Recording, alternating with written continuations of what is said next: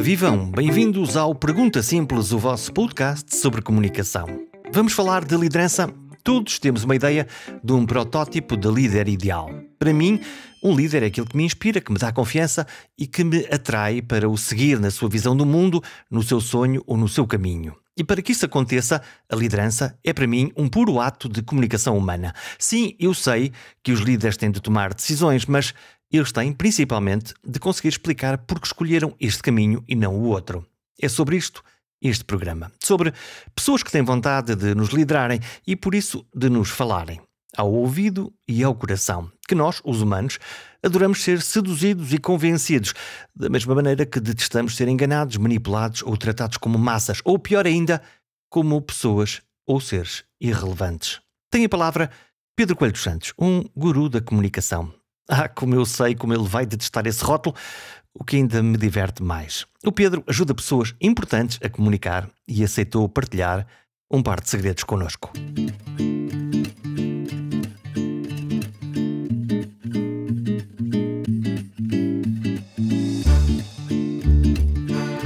Lembro-me sempre dos 4 pilares fundamentais que usamos para avaliar os outros. São 4, para simplificar, 4 prismas. O que conta é o que fazemos, como explicamos o que estamos a fazer e como nos percepcionam no que fazemos. Não fui eu quem inventou este conceito, foi um senhor de seu nome Dale Carnegie, e Deus queira que eu tenha pronunciado bem o nome dele. Ele escreveu um célebre livro cujo título em português é Como Fazer Amigos e Influenciar Pessoas. Portanto, ser líder, ser um bom líder, implica comunicar bem. E comunicar bem é o cabo dos trabalhos, acreditem em mim. Implica vontade, honestidade, preparação e ser-se genuíno. Uma receita de alta cozinha em forma de frases que nos ressoam no ouvido e na alma.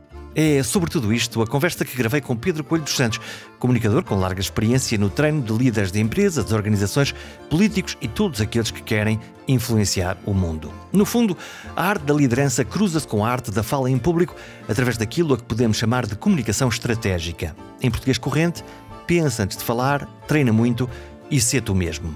Para que tudo isto funcione, há uma cola ou teste de algodão para verificar se as coisas estão a funcionar. É a empatia. Não conheço nenhum bom líder moderno que não seja empático ou que seja percepcionado como sendo empático.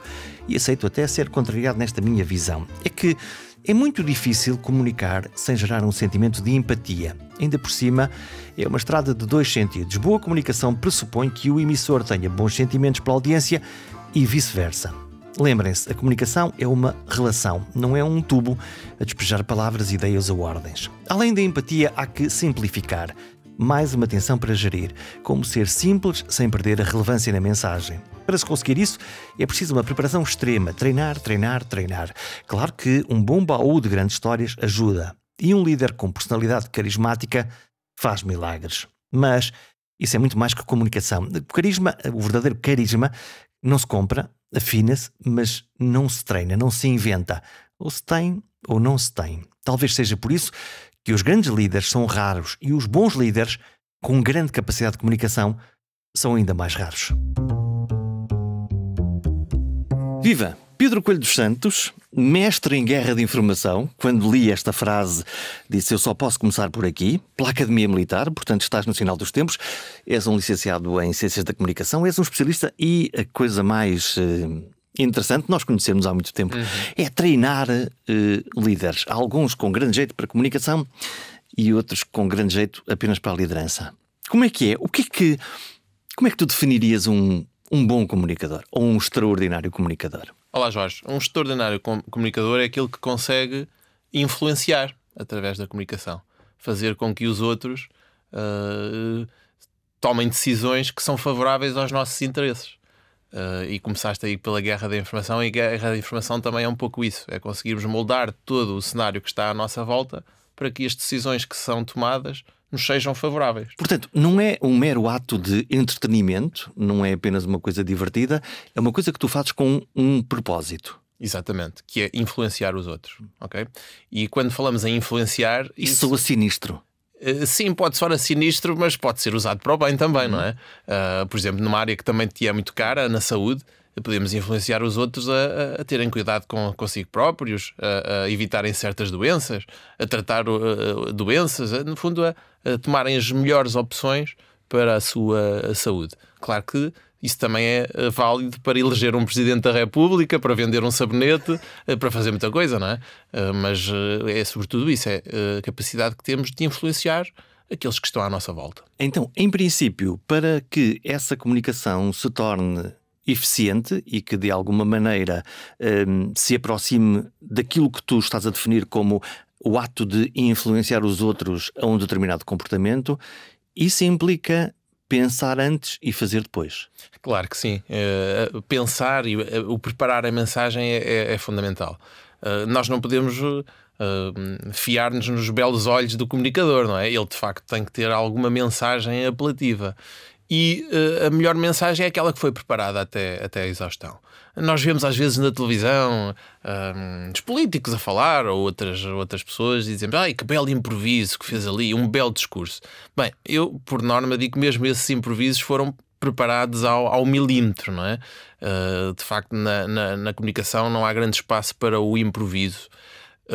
E a preparação significa que nós, de antemão, fomos pensar o que é que queremos dizer ao outro. E como é que isso depois se confronta com a ideia do genuíno? Porque eu, quando estou a ver alguém a comunicar bem, e eu posso dizer: uau, bela comunicação, olha, isto está a funcionar, mas também quando me parece que aquilo é demasiada cozinha de micro-ondas, digo: epá, se calhar está-me a soar a falso. Como é que conjugas esse autêntico com esse brilho e com esse pensamento da mensagem que vai, no fundo, tocar o outro e influenciar o outro a fazer o que quer que seja? Repara que quando eu digo preparar a mensagem, não quer dizer que isso anula a autenticidade do comunicador. Nós podemos ser autênticos na mesma quando levamos a nossa cassete preparada, que é uma expressão que eu uso muito e acredito que o nosso auditório ainda sabe o que é que são as cassetes, não é? Mas o comunicador pode ter a sua cassete preparada, pode saber o que é que quer dizer naquele momento e ser genuíno na mesma, pela empatia que cria, pelos gestos que usa, pela forma como encara a audiência. A preparação da mensagem não significa que te vais tornar um comunicador plástico, não é? Significa que tu vais encarar aquela oportunidade que tens para comunicar, e pode ser uma entrevista na televisão, na rádio, pode ser uma conversa como esta que estamos a ter num podcast, pode ser uma entrevista escrita para a imprensa. Vais encarar aquele momento como uma oportunidade única para passar a tua mensagem e com isso influenciar. E lá está, esse cuidado na preparação não significa que tu depois percas a autenticidade enquanto personagem, se assim quiseres. Portanto, dá-te uma base para depois poderes brilhar sobre ela. Se tu pudesses escolher uma habilidade comunicativa para um líder, para alguém que tem que ter essas características, qual é que seria? O que é que tu, no teu buquê imenso das coisas, assim, ok, eu agora vou criar aqui este líder, vou pensar aqui neste líder, que característica é que tu gostavas de trabalhar desde logo o ver? É uma pergunta muito interessante.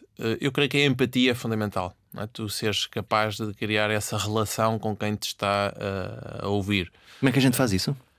Olha, em primeiro lugar, com sinceridade. E mais uma vez, isso não é incompatível com a questão da preparação da mensagem. Vou-te dar um exemplo que talvez creio que seja útil. Eu já tenho uma vida profissional interessante, com vários percursos, e numa instituição que trabalhei, e vou dizer qual é, o Instituto Nacional de Emergência Médica, fomos muitas vezes confrontados com situações limite, não é? E com falhas da instituição. Claro que quando tu trabalhas numa padaria, se cometes um erro, queimaste a baguete, mas em emergência médica, se cometes um erro, isso pode ter consequências, pode custar a vida de alguém no limite, não é? E até porque o INEM, lá está sempre no limite. Nós estamos sempre na expectativa, enquanto cidadãos, de que a ambulância do INEM vai chegar rápido e que salve uma pessoa muito querida para nós. Precisamente. E isso, por vezes, as falhas acontecem. E a expectativa é altíssima. A expectativa é altíssima, mas repara também uma coisa. Uma instituição que tem vários milhares de situações para atender todos os dias, do ponto de vista estatístico, é expectável que 0,1% corra menos bem. Só que esse 0,1% vai significar que alguém foi prejudicado, não é? E como eu dizia, no limite, pode perder-se uma vida. E eu estava a explicar-te que, por vezes, fomos confrontados com falhas da instituição. E diz-me a experiência que resulta sempre melhor quando se assume a falha e se explica ao público que também somos humanos e que a coisa não correu bem e pedimos desculpa por isso. E essa empatia de nós conseguirmos colocar-nos no lugar do outro e percebermos que temos que ter uma mensagem que vá ao encontro dessa expectativa e que seja conciliadora e ao mesmo tempo que procure atenuar aquele momento difícil que quem é prejudicado está a passar, eu penso que é fundamental. Portanto, essa empatia, no fundo, e também a capacidade de nós conseguirmos colocar-nos no lugar do outro. E isso é algo que falha muitas das vezes. Vou-te dar também um exemplo da política, não é? É uma área em que eu também já trabalhei a miúdo, aqui e ali. Gosto muito de ir ver como é que as coisas estão e depois voltar à vida real. À vida real. Mas uma vez lembro-me de uma discussão com alguém com quem eu trabalhava, que vivia na bolha da política há muito tempo. Eu perguntei, olha, mas é muito bonito isso que estás a dizer, mas diz-me lá uma coisa, quanto é que custa um pacote de leite no supermercado? Ei, Pedro, que disparate, lá estás tu com os teus exemplos. Mas esta capacidade de tu te colocares no lugar do outro, que passa às vezes por estas pequenas coisas, não é? De tu teres a noção do que é o dia-a-dia das pessoas. E isso muitas das vezes falha na política, porque as pessoas estão na sua bolha, não sabem o que é o dia-a-dia do cidadão normal, e não conseguem criar essa empatia, não conseguem colocar-se no lugar do outro. Estão distantes, no fundo. Estão completamente distantes e, portanto, isso prejudica depois também a comunicação. Porque lá está, a mensagem pode estar muito bem preparada, mas há ali qualquer coisa que falha, sabes? E é essa empatia, porque efetivamente tu nunca estiveste no lugar do outro, não sabes quais são as dificuldades da pessoa no dia-a-dia. Isso aí não há boa comunicação nem preparação da mensagem que ultrapasse essa pequena, grande barreira. Há uma questão, além da empatia, que é a questão da linguagem, porque tu estás a falar para os outros, claro. Os outros que estão, por um lado, fora do teu universo e, portanto, há aqui uma questão que tem a ver com a aproximação. Como é que tu fazes para os ajudar, para ajudar estas pessoas a modelar ou adaptar a linguagem ao nível do conhecimento da audiência?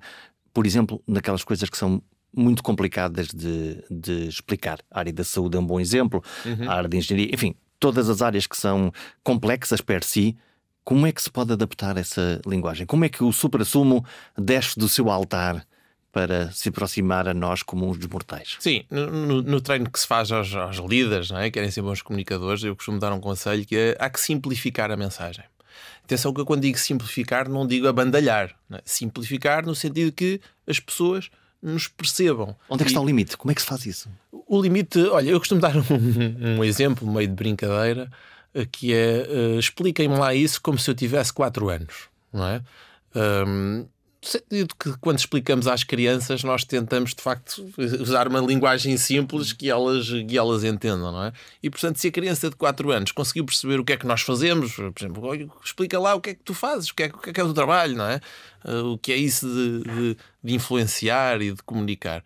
E quando tens que simplificar a mensagem, de forma a que uma criança de 4 anos, exemplo que eu dei, ou alguém que não tem o teu nível de diferenciação perceba, a coisa funciona bem para qualquer tipo de auditório. Obviamente que há exceções, se estiveres num congresso, num encontro de malta da tua área, da tua tribo. Isso é curioso, porque quando eu quero imaginar que quando tu tens essa conversa com um super especialista, com um super craque numa determinada matéria, e lhe explicas isto, lá está, ao café ou num almoço, que provavelmente a pessoa intuitivamente percebe que isso é verdade, mas depois, diacho, eu vou ao telejornal, estão ali 2 milhões de pessoas, estão ali os meus pares do outro lado a ouvir.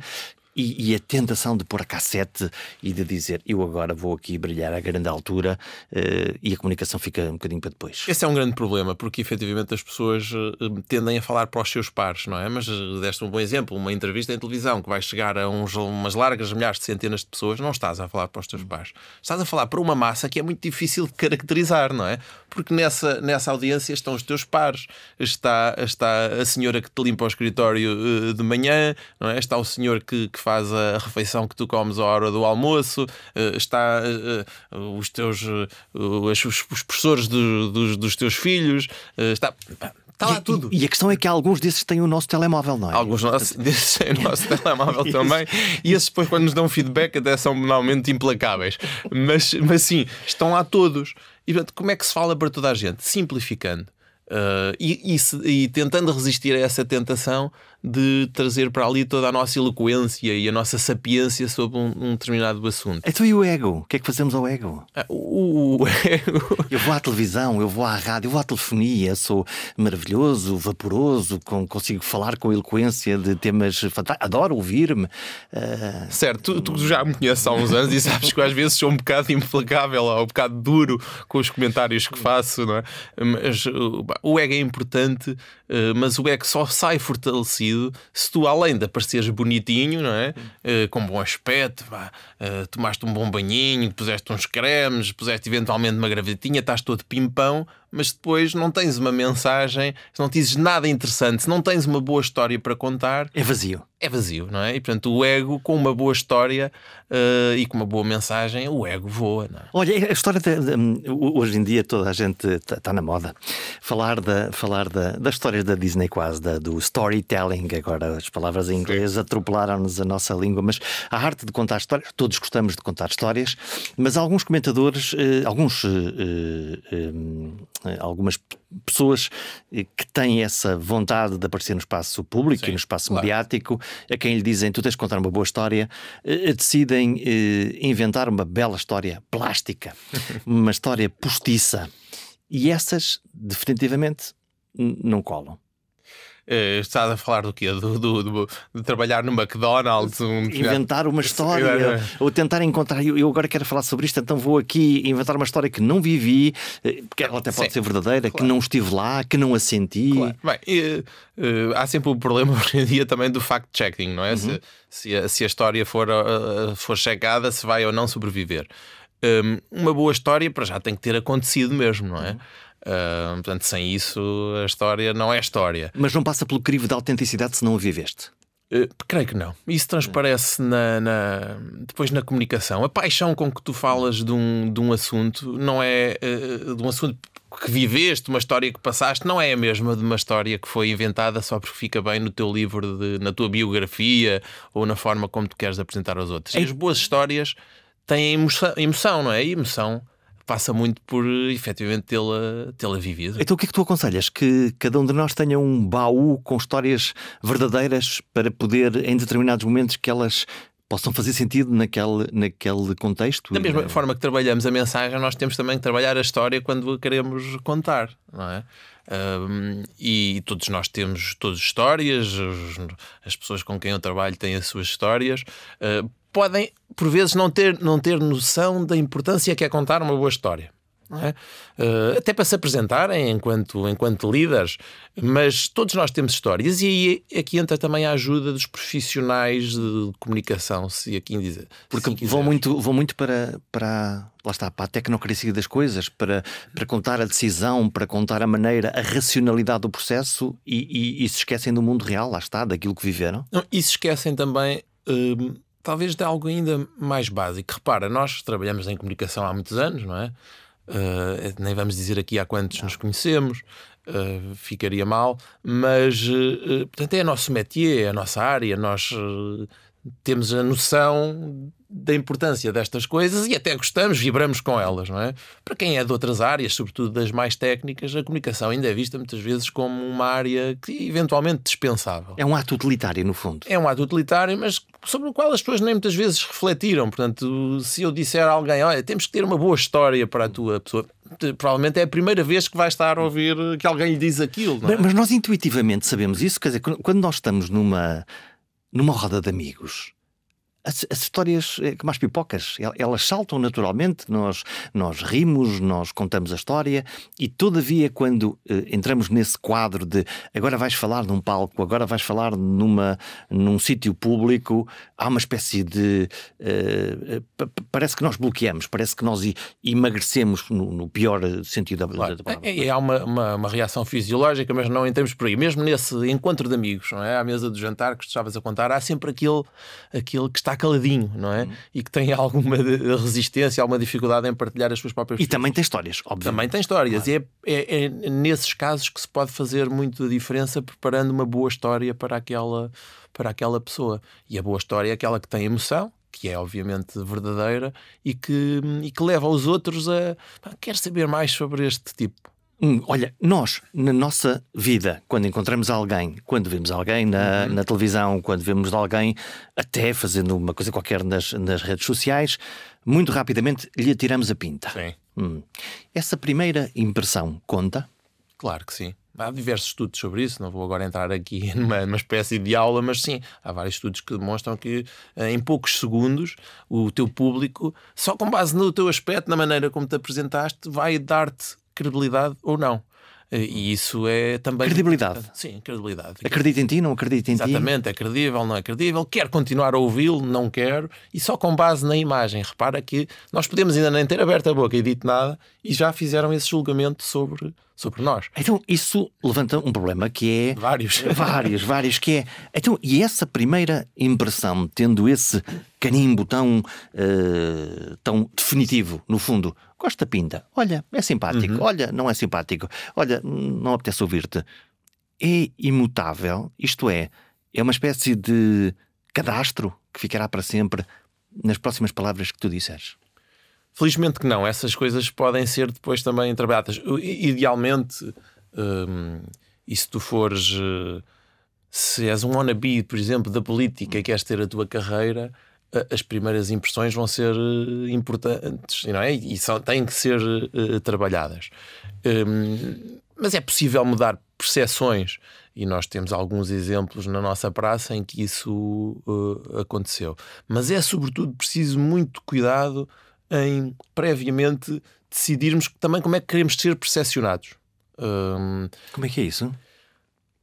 Há pouco falámos de líderes, não é? E portanto, nós, quando pensamos num líder, criamos uma ideia sobre o que é um líder. O que é um líder? Exatamente, vamos começar por aqui. O que é um líder? O que é um líder? E, portanto, um líder é alguém que inspira confiança e que consegue mobilizar os outros para algo, não é? Levá-los à ação. Olha, venham comigo para a guerra, votem em mim, ouçam o meu podcast. É alguém que nos atrai. É alguém que nos atrai.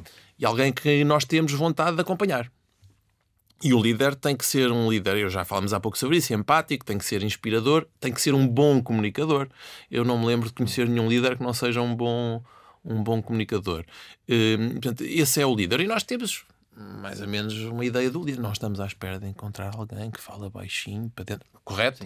E, portanto, ou que olha assim para baixo para o papel, como que e portanto está a fazer uma intervenção e não largou o púlpito, não largou o olhar, não tirou o olhar do púlpito uma única... Não nos olhou nos olhos? Exatamente. Portanto, nós temos essa ideia do líder, é alguém que nos abraça com o olhar, que tem um sorriso, que tem até uma presença na sala, na mesa de reuniões. É aquele que entra na sala e que enche a sala de luz. No fundo, há aqui uma espécie de magnetismo. Sim, de magnetismo, exatamente. Alguém que nos atrai, não é?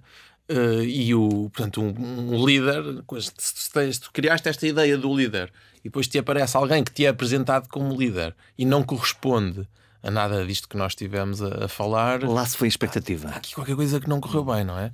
E portanto, se calhar é o chefe, não é o líder. Mas sim, os líderes têm um magnetismo. Sabes que eu trabalhei ao longo da minha vida com muitos líderes. E há uma característica que eu considero muito interessante. Há aqueles que valorizam a comunicação e que percebem a importância da comunicação até para as suas carreiras e para atingir os seus objetivos enquanto líder, e há aqueles que consideram que não, a comunicação não é nada importante. Olha, eu tive um líder, um presidente de uma instituição com quem trabalhei, que a certa altura me disse: o quê? Eu responder ao Correio da Manhã? Que horror! Eu até acho que eles não deviam existir. E, portanto, olha, não trabalhámos juntos muito tempo e eu também não lhe vaticinei uma grande carreira, e assim aconteceu de facto. Mas para te dizer que das pessoas com quem trabalhei, os líderes que valorizam a comunicação conseguem sempre melhores resultados. E eu acho que isso não acontece por coincidência, não é? Efetivamente, a comunicação é importante para que eles, enquanto líderes, consigam influenciar os outros e para que consigam atingir os objetivos da instituição ou pessoais a que se propuseram. Portanto, acho que não é mesmo coincidência, e a comunicação desempenha aí um papel muito, muito importante. E como é que tu lidas com um cliente mais birrento? Isso é uma coisa muito difícil, porque de comunicação toda a gente percebe um pouco. Esse é o ponto, não é? Esse é o ponto. Às tantas são treinadores de... Eu como sei de tudo, também sei de comunicação. E, portanto, no fundo... Pedro, faz-me aí umas mensagens que eu vou agora fazer aqui uma coisa brilhante. Às vezes é um pouco mais complicado do que isso, Jorge. É quando tu estás na reunião com o cliente e ele te diz: eu acho que... Ou eu tenho lá em casa, olha, o meu filho também faz uns vídeos e umas coisas para as redes sociais. Desenrascamos isto. Exatamente. É um pouquinho mais do que isso. Como é que se lida com isto? Com alguma paciência. O problema é que eu não tenho muita. Porque, pronto, felizmente, por vezes podes recusar clientes, e já aconteceu, pessoas com quem eu também não me identifico e não vejo um bom propósito na causa, não me mobiliza também para aplicar aquilo que eu sei ao serviço desse projeto. Portanto, tem que haver uma química também para tu poderes ajudar estas pessoas. Sim, tem que haver uma química, mas tem que haver, sobretudo, aqui uma questão também de humildade. E o que é que eu quero dizer com isto? Quando não percebes algum assunto, vais à procura do especialista, não é? Doutor, dói-me a barriga, o que é que se passa comigo? Não é? E colocamos-nos nas mãos daquele especialista. E a humildade no sentido de perceberes que há uma área que não dominas, que é a comunicação, nem tens que dominar, não é a tua área nativa, não é? E, portanto, vens pedir a ajuda de um especialista, de um consultor. E, portanto, convém já agora que ouças o que tem para dizer e que siga que siga os teus conselhos. Há uma história que eu gostava de te contar e que, para mim, revela, de facto, a capacidade do gestor. A certa altura, uma instituição com a qual eu colaborava, em pleno Covid, tem uma crise brutal. Eu penso que posso contar a história, porque não há aqui nenhuma questão de confidencialidade. É pública a história. Sim. O Hospital Fernando da Fonseca, não é? Num determinado dia em que havia muitos doentes graves, e os doentes com Covid precisavam de tratamento de oxigênio de alto débito. Portanto, com muitos doentes, numa daquelas fases de pico em que estão 400 doentes a fazer oxigenoterapia, e houve um problema no sistema de fornecimento de oxigênio, portanto, na pressão. Portanto, uma crise real. Uma crise real, que acontece de forma inesperada, como todas as crises. Eu depois posso-te contar mais pormenores, mas a certa altura somos chamados de emergência para ajudar, porque a crise ali não tem só os doentes a quem tens que resolver o problema, encaminhar para os outros hospitais, garantir que têm oxigênio, porque sem oxigênio morrem, não é? Portanto, além de resolveres o problema, tens depois aqui a crise mediática, que é explotada neste caso com uma manchete do Expresso Online, e a seguir tens as televisões, tens as rádios, portanto tens uma avalanche de jornalistas à porta, e é preciso também resolver a crise mediática. E há aqui dois planos. Uma coisa é o problema em si mesmo, e aí a gente espera que os engenheiros que percebam de oxigênio e afins resolvam o problema dos tubos, porcas e parafusos. E o problema mediático. E o problema mediático, que é o problema da percepção do que é que nos está a acontecer. Da percepção e o problema também que isso impacta depois na reputação da instituição. Mas no problema mediático, voltando um pouquinho atrás, portanto, nós e a equipa que trabalhava comigo somos chamados para tentar ajudar e resolver na questão mediática, e eu lembro perfeitamente, fazemos ali uma reunião de 2-3 minutos, e eu digo para o Presidente do Conselho de Administração, um dos melhores gestores com quem eu trabalhei até hoje, o Dr. Marco Ferreira, e digo-lhe assim: olha, nós agora, para resolver o problema mediático, temos que fazer isto. E, meu caro, eu não tenho tempo para lhe explicar agora o porquê. E a resposta dele: muito bem, vocês é que são os especialistas, eu sigo os vossos conselhos, façam aquilo que tiverem que fazer. se o que correr menos bem, eu estou cá para assumir as responsabilidades, mas façam aquilo que entendem que têm que fazer neste momento. Mas isso isto, é raro. Para mim, isto é muito raro, mas é o bom exemplo de que um líder que tem uma equipa de consultores numa determinada área deve fazer neste momento. Portanto, aquilo que falavas, de seguir ou não os conselhos. Sendo que uma crise, até pela sua dificuldade, e imagino que essa em particular, e toca a área da saúde, a probabilidade de que as coisas não corram bem além do evento inicial são reais. Elas... É muito complexo fazer isto. E como é que se dão más notícias? Olha, as más notícias dão-se dando a cara e dando as más notícias olhos nos olhos. Não há outra forma de dar uma má notícia. Não adianta procurar fazer sem que dês a cara, não é? As instituições, sobretudo, isso é uma crítica que eu faço frequentemente. Quando há que dar uma má notícia, escudam-se atrás de um papel, de um comunicado de imprensa, que normalmente é vago. Exatamente, de umas linhas, e isso não pode acontecer. Numa situação difícil, alguém tem que dar a cara pela instituição e até é suposto que seja o líder, porque também aí se vê efetivamente um bom líder. E se o líder não tiver jeitinho nenhum para comunicar?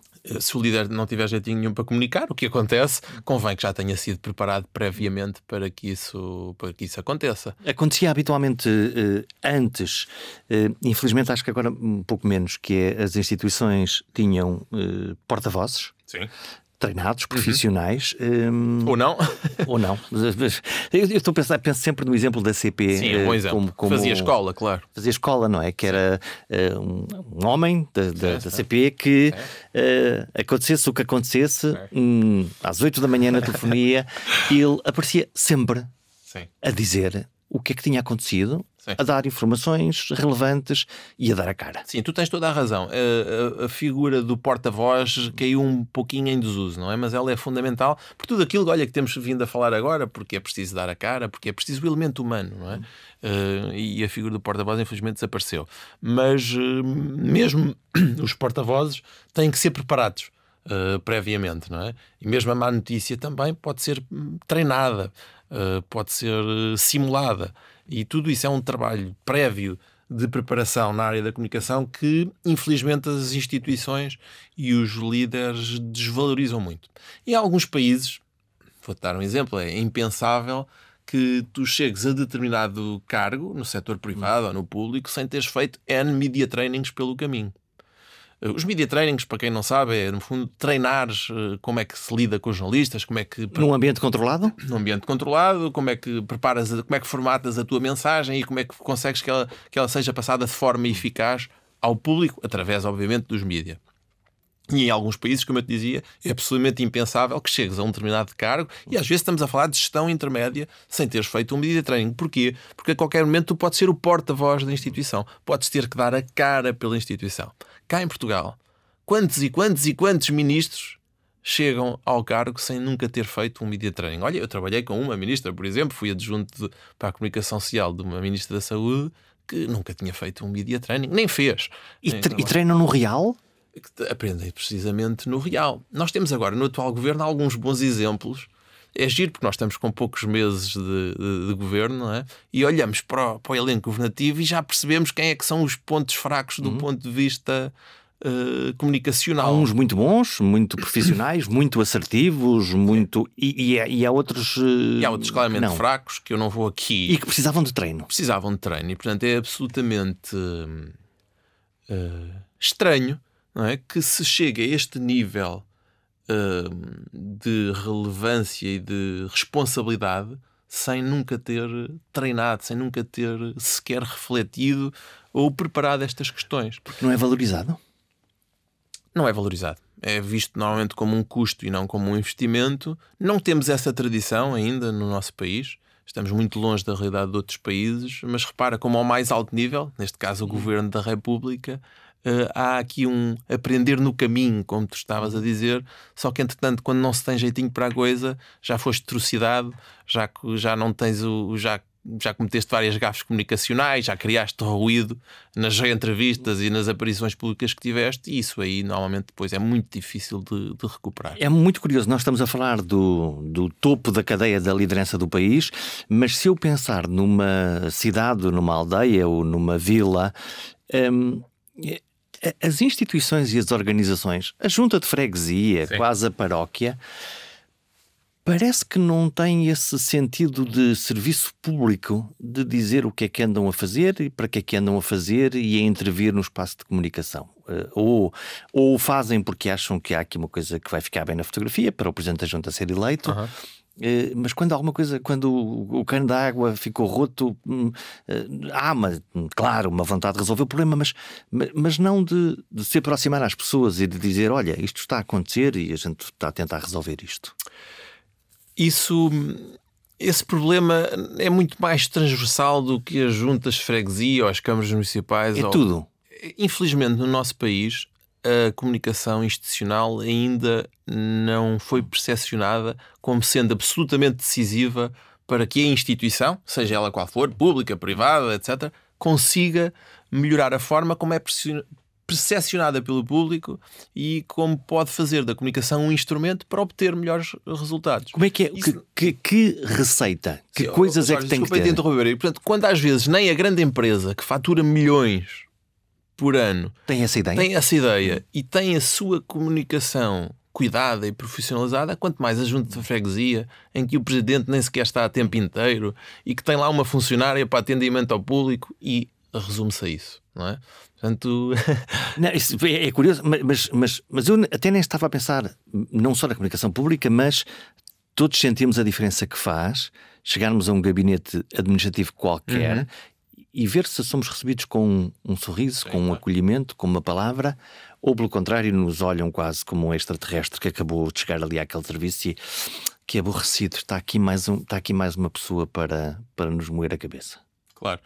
Aí fugimos um pouquinho da comunicação, estamos a falar mais no atendimento. Mas há pensar na comunicação interpessoal também. Sim, claro. Como é importante. Também é importante a todos os níveis, como tu dizes, desde a pessoa que nos recebe ao balcão, até a mensagem de Natal do CEO, não é? Da empresa. Tudo, na realidade, tudo é comunicação, eu costumo dizer isso. Até a forma como tu de manhã dizes bom dia à pessoa quando vais comprar o pão já é comunicação, não é? E vais deixar logo lá uma marca. Olha, os porta-vozes muitas vezes têm que responder a perguntas difíceis ou polémicas. Como é que se preparam as pessoas para essa parte que é a parte difícil da comunicação? Como eu dizia, com treino, com media trainings, com formações específicas. Fugindo das perguntas? Não.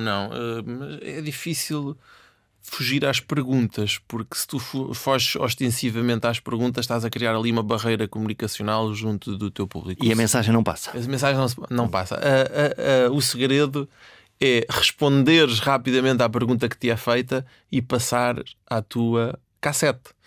Eu costumo dizer uma coisa que se calhar às vezes irrita alguns jornalistas, que é quando se treina porta-vozes e líderes para comunicarem, que é: as perguntas são importantes, mas não são relevantes. O que interessa mesmo é aquilo que tu queres responder. Estás a comprar uma batalha gigante. Estou, mas as coisas... os jornalistas. As coisas são como são. Acho que já temos toda experiência suficiente então, para mas a pergunta está feita. Em princípio, a pergunta incorpora aquilo que é o interesse público ou a percepção que o jornalista tem daquele entendimento daquela história. Se te faz uma pergunta sobre um determinado tópico, num determinado ângulo, em princípio essa pergunta faz sentido. Claro. E há que responder-lhe ao mesmo, mas conseguires aqui um equilíbrio e conseguires pontuar essa resposta à pergunta com aquilo que é a tua mensagem. Portanto, não faz sentido dizer assim: está-me a perguntar sobre meteorologia, mas eu quero falar das Bahamas ou da praia ou dos Açores. Faz sentido responder à pergunta em primeiro lugar e depois conseguir fazer aqui uma ligação. À pergunta e fazer aquilo que se chama o bridging para aquilo que é a nossa mensagem, para aquilo que eu neste momento quero dizer àquele público. O que é uma habilidade interessante e especial para se conseguir fazer isto bem. É uma habilidade interessante. Sabes, mais uma história que eu vou contar agora, quando estava à espera que me chamassem aqui para o estúdio para vir gravar o podcast contigo. Colocadas as coisas assim, parece que um consultório de dentista ali fora à espera que me chamem. Não, pronto, na portaria do edifício estava a televisão estava a passar portanto, a emissão da RTP não é? E estavam a fazer a cobertura de um problema, um incidente, uma emergência que houve hoje em Espanha com o mau tempo. E lá estava o rei de Espanha a responder aos jornalistas. E foi muito curioso ver como de facto deve ter feito muitos media trainings ao longo da vida, porque ao mesmo tempo que respondia às questões dos jornalistas relacionadas, obviamente, com a tragédia, com o número de vítimas, o rei de Espanha falava também sobre a importância de colocar os meios necessários à disposição dos serviços de emergência, sobre a necessidade do público colaborar com os serviços de emergência também. Ou seja, sim, respondeu, mas ao mesmo tempo ele tinha uma mensagem que queria passar.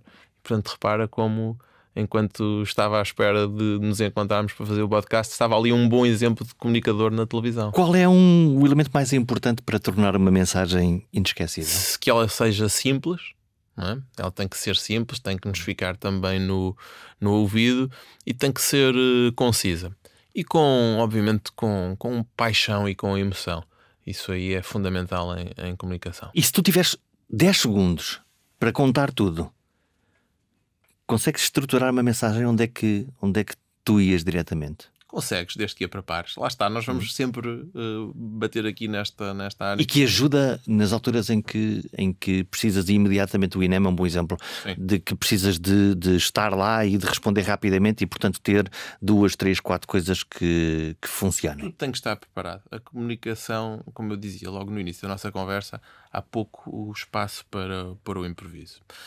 Vamos ver aqui o exemplo do INEM, que eu acho que é interessante. No dia em que acontecer alguma situação verdadeiramente grave, vou dar um exemplo, um atentado terrorista. Não é?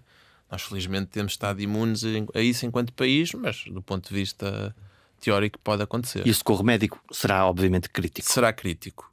Quando isso acontecer, o Departamento de Comunicação não vai ter tempo para estar a operacionalizar um conjunto de instrumentos de comunicação. E por isso é que a instituição tem já preparado um conjunto de comunicados ao público e à comunicação social para um evento desses que ocorra. Portanto, são pré-formas, pré-ideias de estrutura dos vários eventos que podem acontecer. E das mensagens-chave que tu já sabes que queres passar nessa circunstância. Claro que depois tens que adaptar em função da circunstância concreta. Quantas vítimas há, o que é que aconteceu, qual foi a situação. Mas há toda uma mensagem que já pode estar preparada e ela está. Portanto, a instituição tem preparados um conjunto de ferramentas para dar resposta eficaz do ponto de vista comunicacional num evento dessa natureza. Como há uma série de áreas que estão muitíssimo bem preparadas, a aviação civil, não é? Todos eles têm já preparados os seus instrumentos de comunicação para o caso de cair um avião, que é assim o fenómeno talvez mais extremo nessa área de negócio. Mas depois precisam de o treinar, porque a ideia de que tens um plano com coisas pré-feitas,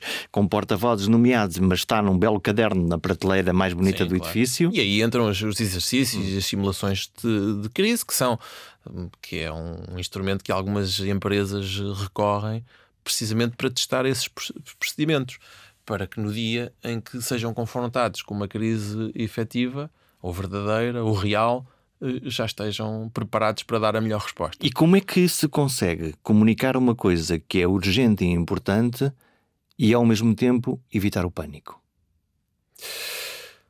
Porque essa é a fronteira que é difícil, não é? Porque se tu vais aparecer, tu vais falar sobre as coisas, aquilo é importante, não há nenhuma dúvida, mas a probabilidade daquilo gerar... A Covid é um bom exemplo disso. Sim. Que vai ter um impacto em nós e vai assustar-me e vai... Como é que conseguimos encontrar esse equilíbrio? Com verdade. Explicando às pessoas quais são os riscos, quais são os desafios, mas também tendo sempre o cuidado de explicar o que é que estamos a fazer para lidar com eles. Se quiseres, eu há pouco, isso pode parecer um contrassenso com o que disse há pouco, que é tenta explicar as coisas como se fosse para uma criança de 4 anos. Mas eu aqui diria, tenta partir sempre do pressuposto que quando comunicas numa situação de risco, em saúde ou outras, quando comunicas estás a fazê-lo para pessoas que são adultas. E, portanto, tens que lhes dar os instrumentos para que tomem as melhores decisões. E isso tem que ser feito com verdade, naturalmente, com a tal simplificação também da mensagem e, uma vez mais, com preparação. Não há como fugir a isso. A Covid é um caso interessante. Aqui há uns aninhos largos, nós tivemos uma espécie de preparação em tempo real para a Covid. Ensaio geral. Sim, chamou-se gripe A. Ok? Claro que depois o tempo passa, nós esquecemos, as instituições não aprendem com os processos pelos quais passaram. Eu, quando foi a gripe A, trabalhava na altura na Administração Regional de Saúde de Lisboa e Val do Tejo, com uma pessoa notável com quem amei ter trabalhado, que é o Rui Portugal, que depois teve aí uma conferência de imprensa menos bem conseguida e que lá está. A maravilhosa conferência de imprensa em que ele sugere que o Natal pode ser quando o homem quiser. Exatamente. E que o melhor era oferecer umas compotas aos vizinhos. Pronto, isso marcou, ficou colado do Rui Portugal, mas foi uma pessoa com quem eu trabalhei. Sendo que é um homem que é um profundo sabedor da uma pessoa excepcional, ele está no top 5 das pessoas com quem eu adorei trabalhar. E em 2009, quando foi a gripe A, na Direção-Geral da Saúde havia um departamento de comunicação, pronto, com pouca gente. Portanto, foi preciso reforçar aquela equipa para dar resposta aos desafios comunicacionais da gripe A. E, portanto, o Rui Portugal lá pediu: Pedro, vai lá fazer o favor e dê lá uma ajudinha na DGS. E o bom do Pedro lá foi 6 meses destacado para a DGS, e aí tivemos que de facto aprender à medida que o caminho se ia colocando. E na comunicação foi um desafio, fez-se muita coisa, aprendeu-se muitas lições, e que tudo depois passou para um livrinho que se fez, a experiência da gripe A, o que é que nos ensinou. E em que até se deixava para a memória futura aquilo que se fez também na área da comunicação para que outros pudessem aprender. Uns anos depois chega a Covid-19, não é? Aqui agora temos aqui o menino para lidar e tudo isto é novo. Mas havia o livro e um treino 10 anos antes. Pois, só que, entretanto, essa memória perdeu-se. As instituições não têm essa capacidade, de facto, de aprender com a experiência. Há pessoas que saem, há pessoas que saem. Repara que 10 anos depois a comunicação da Direção-Geral da Saúde era um pouquinho mais profissionalizada, mas ainda com pouquíssimas pessoas, com carência de recursos humanos. E eu lembro-me que a certa altura opinei sobre algo que estava a ser feito na comunicação na gripe A, e a minha colega da Direção-Geral da Saúde, e eu vou dizer o nome, a Diana Mendes, na altura, quem manda aqui também um beijo se nos estiver a ouvir, disse: mas ok, então, mas isso é a tua opinião, o que é que podemos fazer de melhor? E disse: olha, podem começar por ler um livrinho que devem ter aí numa prateleira da instituição sobre as lições aprendidas. Mas depois não há tempo, não é? Depois não há tempo. Porque depois vem o tsunami e aí exatamente, estamos todos a reagir aqui. Claro, mas este exemplo, como nós tivemos um ameaço, não é? Uns anos antes, e o tempo passou e as instituições não se prepararam. Portanto, dar-nos-ia jeito que agora, até para a memória futura, nós fizéssemos uma coisa que em Portugal fazemos muito pouco, que é registar para a memória futura tudo o que aprendemos, tudo o que correu bem, tudo o que correu mal, o que é que podíamos melhorar. Exatamente, as lições aprendidas. Mas depois não, nós olhamos e dizemos: ok, já nos livramos disto. A nível do Estado, repara, de facto há uma carência grande de recursos humanos especializados nesta área da comunicação. E portanto é mais difícil resolvemos esta crise, já estamos a pensar na próxima, não é? Que agora há de ser um surto de sarampo, algures, e portanto já não há essa capacidade para transformar essa informação que nós tivemos e que temos em conhecimento. Olha, como é que tu lidas com o fracasso quando aquilo corre tudo mal? É difícil, sofre-se um pouquinho. Mas lá está, nessa lógica do aprender, como é que eu agora posso evitar que isto aconteça comigo, com outros clientes. Vais tirando notas, vais fazendo coisas, Sim, eu tenho essa preocupação de procurar documentar normalmente as crises pelas quais os meus clientes passam, porque isso pode sempre ser útil para uma outra ocorrência, para uma outra crise que venha a surgir. E já passei por muitas. Também já passei por pela preparação de algumas crises que depois não tiveram uma expressão pública, e isso é muito interessante, porque há algumas instituições que percebem a necessidade de antecipar algumas crises que estão ali a pairar. É quase crise, aquilo que nós todos estamos a ver que pode acontecer a qualquer momento. E algumas instituições, alguns líderes percebem que quando acontecer não vão ter tempo, não vão ter capacidade de dar a resposta que se exige, não é? E a boa resposta. Em alternativa, a boa maneira portuguesa: ai meu Deus, queima code, liga aí para o Pedro, anda cá desenrascar isto. Mas já houve situações em que houve essa percepção de perceberem que isto poderia transformar-se numa crise mediática, e portanto vamos lá prepará-la. E foi interessante porque fez muito trabalho, preparação de cenários, mensagens-chave, preparação de porta-vozes, etc. E a crise, felizmente, não aconteceu. Como é que os grandes líderes recebem o feedback, o retorno? Recebem como... Em particular quando estão sob pressão. Sim, quando estão sob pressão, dá-lhes algum conforto perceber que têm ali ao seu lado alguém que percebe do assunto e que lhes pode dar bons conselhos. Não é? E o bom líder segue os conselhos, mas é sobretudo isso, uma questão de conforto e de perceberem que está ali uma tábua de salvação a que nos podemos agarrar e que pode salvar-nos a carreira. Porque algumas crises são crises sérias. Não é? Podem levar no limite a que o líder tenha que se demitir. E a forma como vais lidar com a crise pode evitá-lo.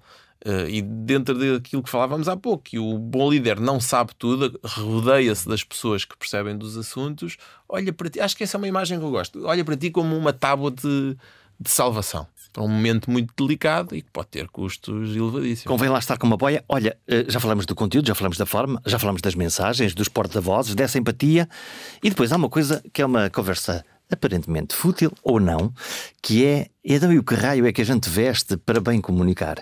Partindo do pressuposto que não vamos nus para dar uma entrevista, ou que em alternativa também não vamos vestir o nosso smoking mais aperaltado para falar, se calhar, de uma coisa mais terra a terra.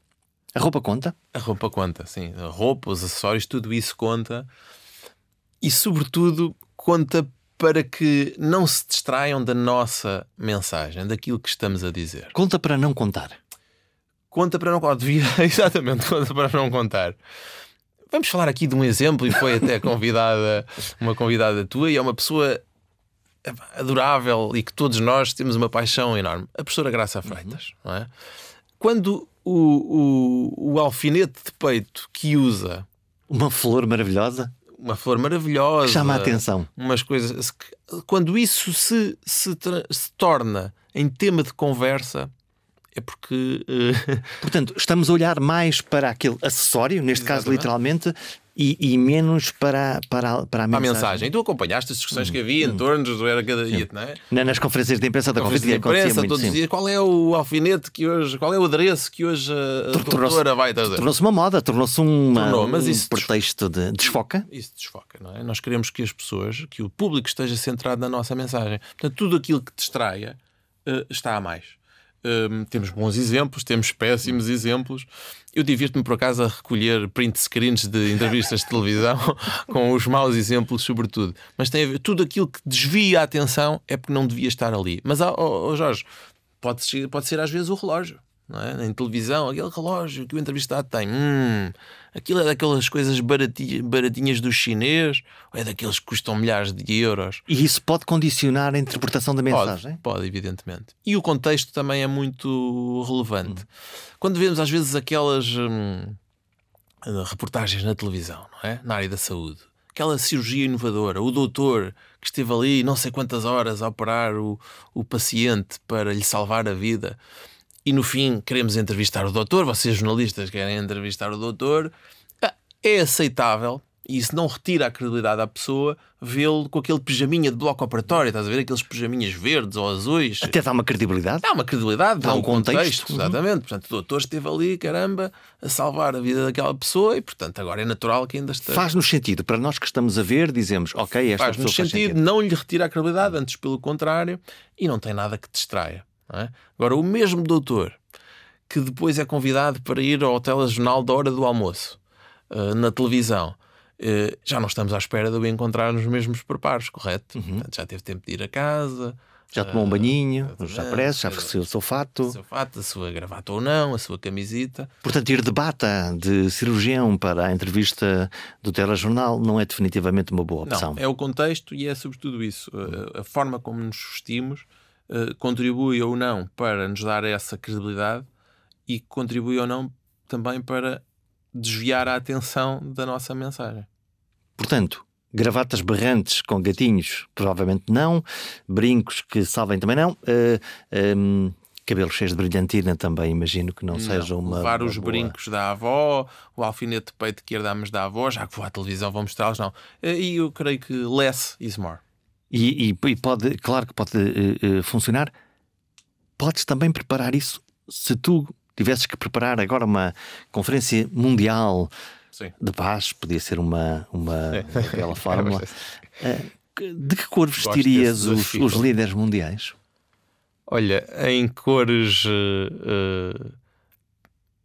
claras, eu diria um azul claro, um pastel claro, evitar os brancos, mas em cores que inspirem e que transmitam uma ideia de tranquilidade, e sobretudo que não deem nas vistas pelos maus motivos. O mais sóbrio possível, eu diria, como se fossem visitar a madrinha, para que estejam bem e que não destoem daquela que é a sua mensagem. A forma e o conteúdo. Já agora, a mensagem e a audiência. É nessa quadratura mágica em que a liderança e a comunicação se encontram. Vale ser-se genuíno, pensar para que serve a comunicação e ter empatia pelo outro. Tudo que distrair da mensagem principal não vai ajudar ao objetivo final. Em cada momento de comunicação, há que responder sempre a 3 premissas. Explicar o porquê, para eu entender as razões. Explicar o para quê, para eu saber o que muda em mim. E, principalmente, pensar em como eu me vou sentir quando me disseres algo. Até para a semana.